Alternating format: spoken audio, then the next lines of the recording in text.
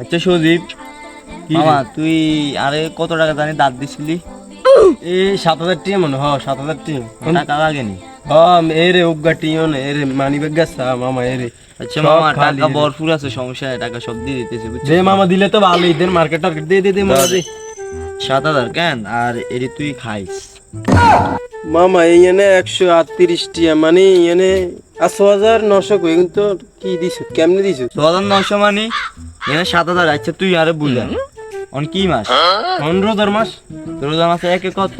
70 এত নিয়ে কত দিছি? 100 কত?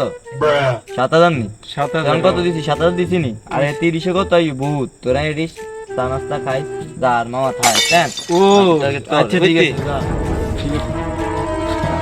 কি রে আরে 7,030 টিয়া না রে দশ